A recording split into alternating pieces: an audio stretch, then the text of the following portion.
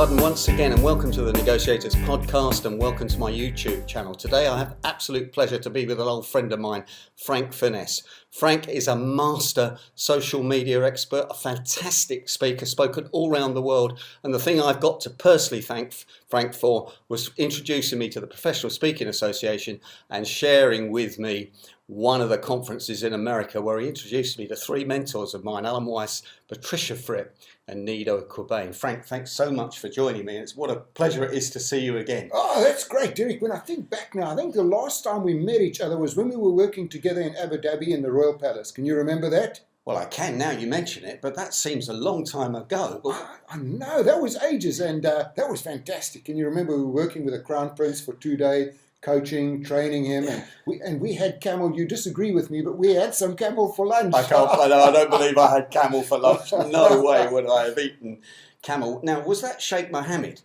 Yeah, that was the actual sheikh. It was his nephew. The nephew, but he was HR. He was called a sheikh, though, wasn't he? Still. Yes, and he was sheikh, and he was the Crown Prince. Now there were two of us and one of him. That's the only time I've ever done coaching when it's been on a reverse basis. And they flew us all the way from London, didn't they? They did. Abu Dhabi, put us in a fantastic hotel, and then we were in the seven-star palace. What do you remember about that palace? Well, I remember speaking to the guy that ran it, and he said there were 2,000 members of staff working there at one palace, which is unbelievable.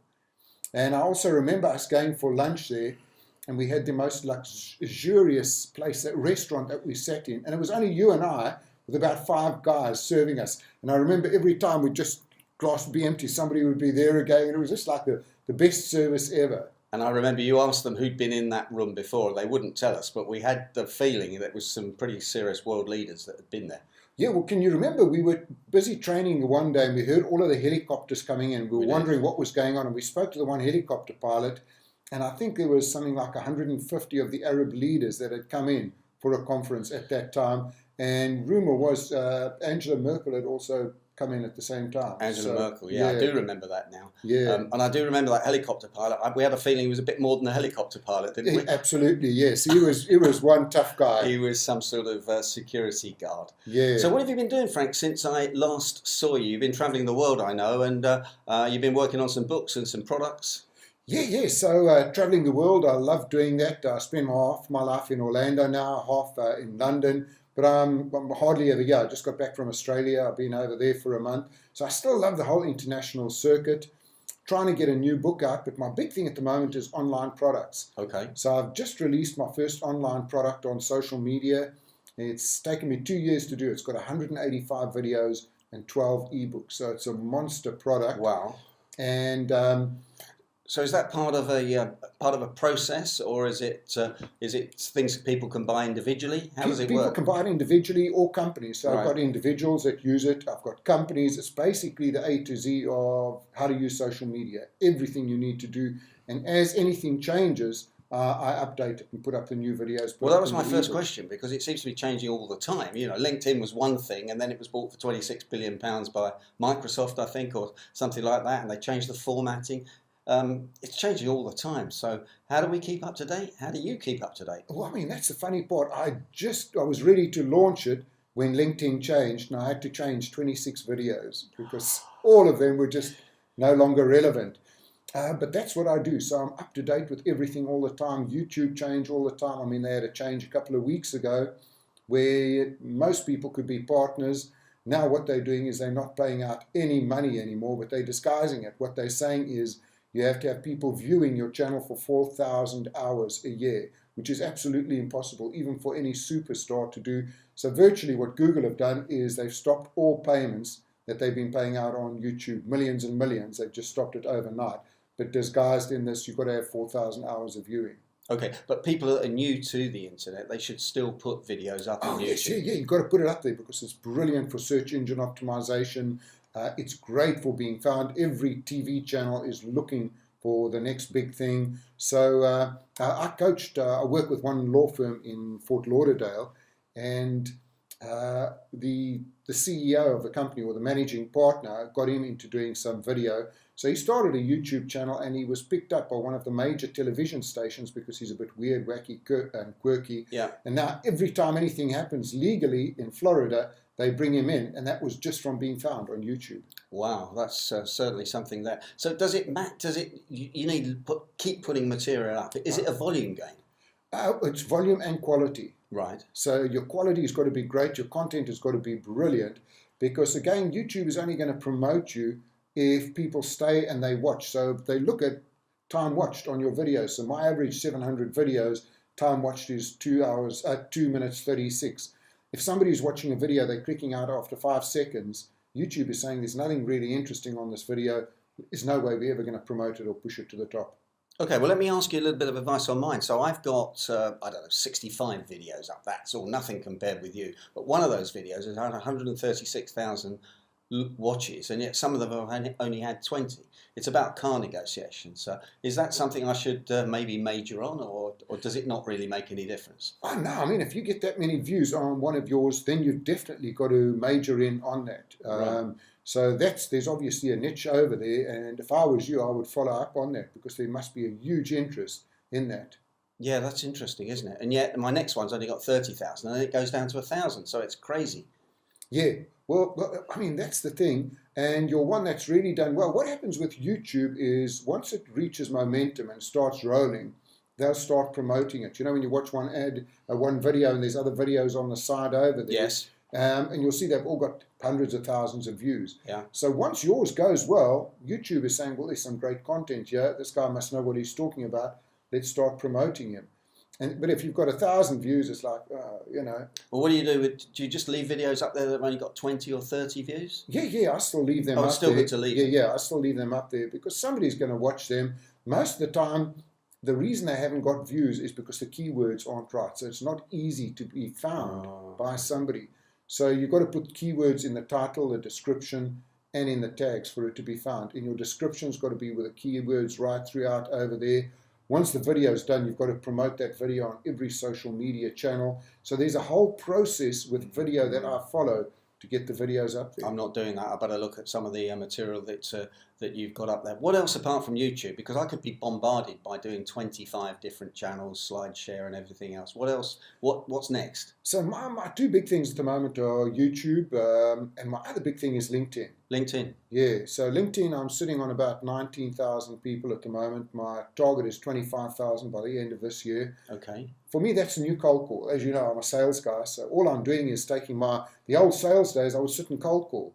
Now, LinkedIn is the cold call for me. And I have a guy in India that I use that every day makes 20 connections for me. I've trained him what to do, exactly what to put into the letters, and which markets I want to go for. When they respond, he gets them back to me. So each day I'm getting about 10 people, hey Frank, that's so good. And I've picked up quite a few jobs from that over there. But what I'm building is little tribes where I want to be selling my products to. So I've got 5 different channels that I'm building up, and he's doing that for me, because I won't do it. I know I won't. So you're selling product rather than physical speaking on there? A combination of both. Okay. Yeah, so about a third of it will be speaking. The other's all going to be product, because my big thing now is I just want to speak in exotic locations for lots of money. Instead of staying at some holiday inn right at the bottom there with, you know, the lifts going all the time. I don't want those anymore. I want the good things. Perhaps you could tell me the secret of that, Frank, and I'll follow you, and we can get another trip out to Abu Dhabi and see the Crown Prince. I've got to tell you, ladies and gentlemen, there's one issue that I've got with Frank. He is a Tottenham Hotspur supporter, and as you know, I'm a massive Arsenal supporter, and that's the only issue I've got, because there is massive rivalry between Spurs and Arsenal, and they're doing a bit better than us at the moment. Frank. Not a bit better. We are wiping them off the map. So, sorry, dear, I've got to tell you, because for years now you've been having a go at me. I have. It's my turn this year. I have. I just don't know how you've got such good players. Now, I know a lot of you aren't interested in sport, but sport is a massive icebreaker when you're connecting with people, isn't it? Sometimes the rugby this weekend and things like that. It is worth knowing a bit about sport for the viewers, even if they aren't all that interested in it. It is a great icebreaker for connecting with people. Have you found that? Yeah, wherever I go, I try and find out who the local teams are, find out a little bit about them. So like when I was in Perth now, I found out their local, their sport there is footy. Yeah. So Australia rules. Australia rules Yeah. footy. So now I know how the game works. I actually got taken out to a game. I got shown how it works. I know the local team is Eagles. So if I come in and I'm talking to the Aussies and I'm saying, well, went down to an Eagles game, straight away, I'm their mate. If I come in and start talking about American football, they're going to think, who's this Wally coming here? He doesn't know anything about us. And he's talking about something we've got no interest in, really. In Win-Win, I found it really important to write a chapter in it about first impressions and connecting and building rapport. And there's nothing you can learn more than from people like Frank, who travel the world and understand. So what do you do when you go somewhere like India? Cricket, I suppose. Absolutely, cricket. Yeah, that's it. I mean, every street corner, the little kids are playing cricket over there. But then you want to learn who the local teams are. Because when you go, you've got to be speaking about the local teams. You've got to be speaking about the players. So I watched the movie of the greatest cricketer ever.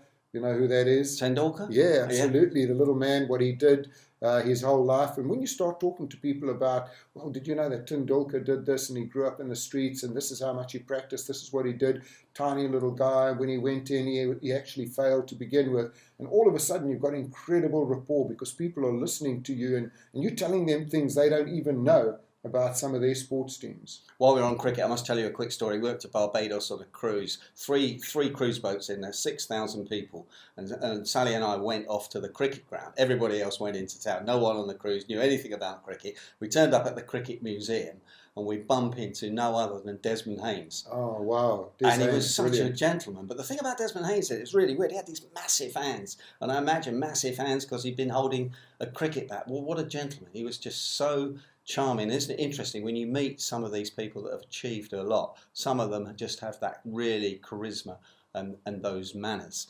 We're nearly out of time, Frank, but who's the most impressive person you've met that's had charisma in your travels? I've met quite a few. When you talk about sports people, there was a guy called Max Walker who played for Australia. Absolutely charismatic guy. Raconteur. He's written 27 books. Sadly, he just died a year ago. Really wonderful guy. And then a lot of the interesting people I meet are business owners, people that have started businesses from nothing. One of the guys in Fort Lauderdale is a guy called Arden, dyslexic at school, told he was stupid, left school at 16, started fixing air conditioners. 21, started his own company and sold it for 80 million at the age of 39, and now owns 1 million square feet of property. So for me, those are my kind of guys that I really learn from and look up to.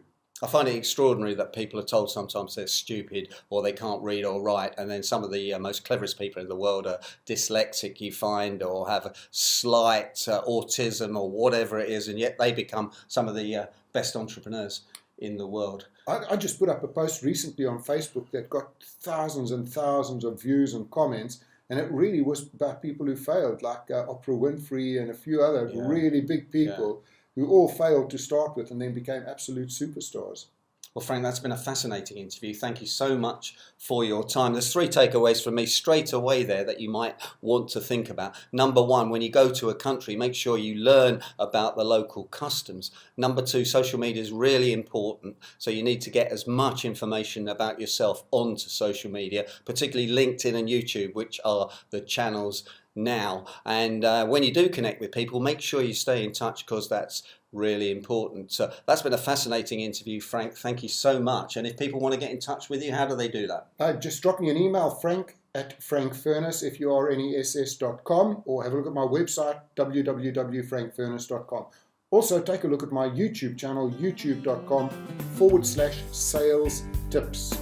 Sales tips from Frank Furness, that's what you want. Frank, thank you so much. Cheers, Derek. See you soon. Thank you.